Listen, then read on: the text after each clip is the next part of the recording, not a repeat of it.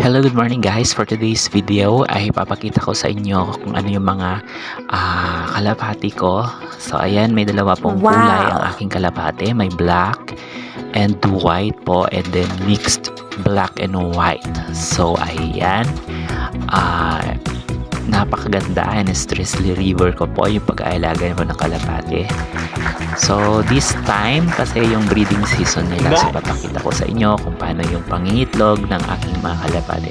So in every season po ng kanilang breeding ay magpuproduce po sila ng dalawang itlog. So may dalawang inakay sila, so every pangingitlog nila ay dalawa po. So dalawa yung inakay. So ayan kung paano po sila mangitlog. Pinakailaman ko na po yung paano sila mangitlog. So yan, nahirapan po si kalapat kong white. Ayan, ayan yung paglabas ng itlog niya. So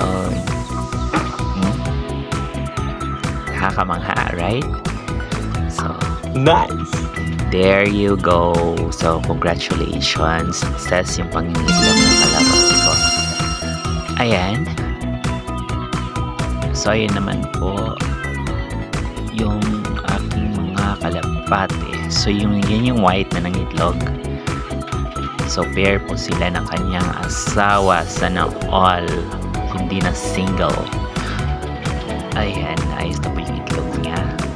Ito naman po yung black na aking kalapate. So may isa na po siya, may isa na po siyang inakay. Ayan, nanggagalit pa nga siya dito. And so we're overprotective yung inahin na kalapat.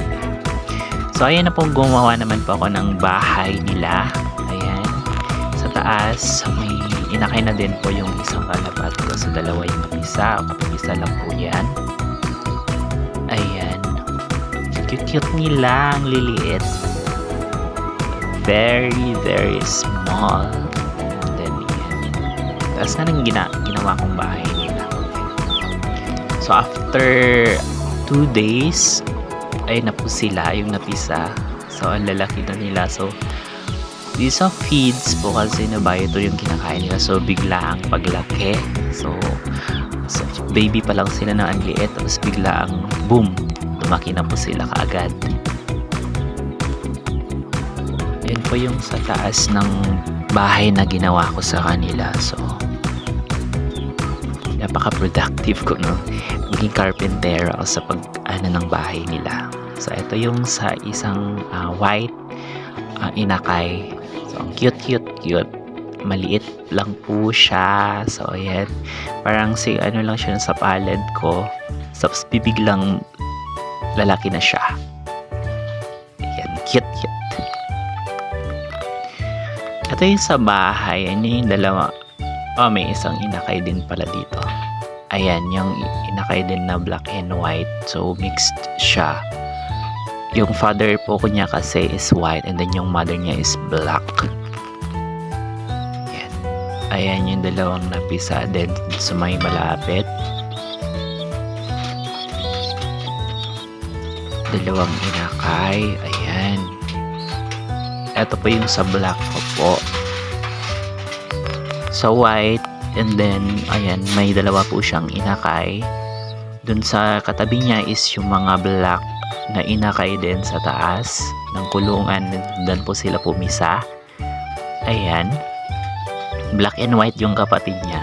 So dito sa taas, ayun, after ng 1 week, ayan na po sila yung dalawang inakay na black and white din. Yung may black siya sa ulo, and then black po yung sa buntot nila.